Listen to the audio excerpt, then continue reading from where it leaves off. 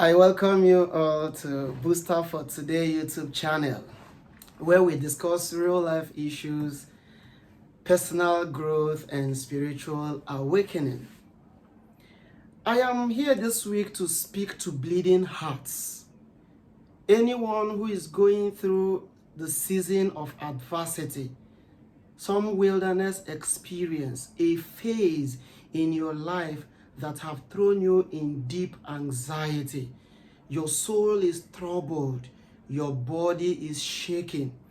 That season of difficulty, season of adversity, when everything seems to be falling apart, when it seems your prayers are not answered, when it seems nobody around you understands what you're going through, when it seems everything you put your hand in just scatters. I want to tell you today that it is a season in your life. It is a phase. It is a stage. It doesn't come to stay. Every stage will always pass, but there's a purpose for it. The truth is, it is very painful. If you see anybody going through that experience, you will know it is very, very painful. I've come here this week to tell you that we understand the pain you're going through, but you are not yet forsaken by God. It is a season. It is a wilderness experience.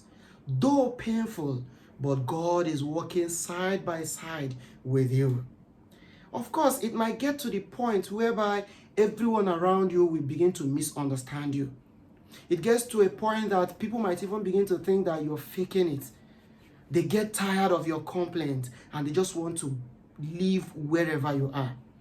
It happened in the life of Jesus Christ in Matthew chapter 26 from verse 36 to 46. He was in great distress and pain. He was at the point he was sure that his life is coming to an end. And he called three of his apostles, the ones he loved the most. And he took them to the Garden of Gethsemane and he asked them to stay with him, to spend the time with him, to encourage him, to give him that courage for what is ahead of him. He also encouraged them to pray with him. But what happened? They fell asleep. They fell asleep. He came back on a number of occasions to wake them up, but what Jesus was feeling wasn't what they were feeling. Remember, this was a condition at the time that Jesus spoke to his Father in heaven and he said, at this point in time, let this cup pass away.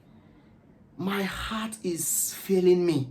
My faith is failing me. Let this cup pass away. But he said, not my will, O God, but thy will. Because that was a stage, that was a phase. And that phase was not just for nothing. Something beautiful was coming out of it. The same thing I say to you. That season of great adversities that you're passing through is not just for emptiness. It is not just for nothing. God is using it to prepare for something great for you. It is also a season of preparation, a season of pruning, because God cannot give you a blessing he did not groom you for. It also gets to a point where even your mind begins to play a game with you. That moment you begin to see people laughing and you think they are mocking you. You see people discussing, you think they are gossiping with your name. That is a great period of pain, but it is not in vain. And that's my message for you. If you're going through that serious season of pain, your heart is bleeding, you are pained, your heart is hurting, it is not in vain. God will make something beautiful out of it. And here is three solutions or three approaches I have for us. Number one, be calm. Psalm 46 verse 10 says, be calm and know that I am God. For as far as I know, seasons, stages, and phases in life are never permanent. Wilderness experience is not a state, it is a stage. Therefore, it is not permanent. It will surely come and go. God will surely use it to train you, to prepare you for something better in the future.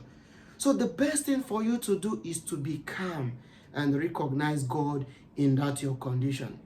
If you struggle to explain to human beings, they may not understand what you're going through. You alone will know the pain you're going through, the disappointment, the failures you have recorded, every step you take, not recording any success. I am telling you, it is a season, it is a stage. Stay calm and recognize God even in that condition. The pain you're going through does not in any way indicate that God is absent around you. The disappointment, the betrayal, all the failures you're recording in your academics, in your business, the betrayals, every of those painful experiences does not in any way indicate that God is absent. You need to remain calm and recognize Him even in the midst of your storm. In John chapter 13, verse 7, Jesus said to Peter, "What I am doing now, you will not understand, but later you will understand." Same way I am saying to you, this season of pain and anxiety, this wilderness experience you're going through, the reason why God has allowed it wouldn't be clear to you now, but later you will understand. Just trust God and remain calm. Remain calm in the storm. Remain calm and hear the voice of God telling you to be calm. Do not be afraid, for I am with you. Number 2, I want you to offer whatever you're going through now to God in union with the sufferings of Christ. There is no sacrifice offered to God in union with the sacrifice of Jesus Christ that will go unanswered. It is a sacrifice that Christ Himself offers, using Himself as the Lamb of sacrifice. In 2 Corinthians chapter 4, from verse 8 to 10, the Bible says that we have been afflicted in so many ways, but we are not crushed. We have been perplexed, but we are not thrown in despair. We have been persecuted, but not forsaken. And we have been struck down, but not destroyed, because we carry on our bodies the mark of Jesus Christ, so that in the end, the life and victory of Jesus will manifest in our own bodies. If you offer what you're going through to God through the suffering of Christ, then you are going through the experience of Gethsemane, the experience of Good Friday with Christ, and you can be sure to enjoy His glory on Easter Sunday. The Gethsemane experience of Jesus Christ, where He experienced abandonment, where He saw the ill treatment of humans whom He has come to save, can be likened to your own experience. But He said, "Let thy will be done, not my will." You can also say that in union with Christ while offering your own pain and experiences to God. "Let thy will be done, O God, not my will." Wait on God. It is one of the difficult things for us to do as Christians, waiting on God. And when we say wait, it is not some sort of parable or idiom. No, it's actually the real meaning of the word wait. And you are waiting without even knowing when it will come to pass. You are waiting in faith and trust, because God, who is in charge, will never forsake you. He will never disappoint you, and He will never abandon you. And if you remain strong till the end, you are sure to enjoy the glory of Christ. Number 3, practice gratitude. If you will tell yourself the truth, you will know there are so many things to be grateful for. If you cast your mind back, you will recall so many times that Christ have come through for you. If He came through for you in the past, then He can still come through for you now. And while you're going through your wilderness experience, practice gratitude. Thank Him for the ones He has done in the past, and thank Him even for the one He will still do. Do not give up, no matter how painful it is. Anchor on God. Hold on to Him. My prayer for you this week is that you will not throw in the towel. You will stay strong until the finish line, so that you will enjoy the glory. I pray that you will experience joy in this chaos, that the grace of God will be made available to you, that you may remain strong until the end. May God bless his words in our hearts.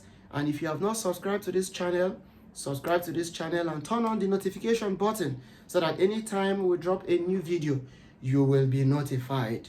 And in the comment section, if you have been through a wilderness experience and you survived it, feel free to share your story in the comment section. You might be touching lives there. You might also be equipping us with your own solution and how you survived it. And someone might pick lessons from your own experience. See you next week, and may God bless you all. Thank you very much.